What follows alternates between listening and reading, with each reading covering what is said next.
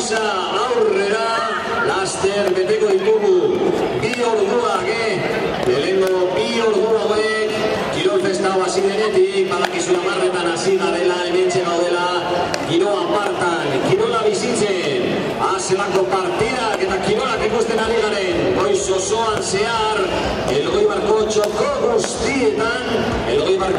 guztietan, Malatik hasita kalegoen plaza honetara.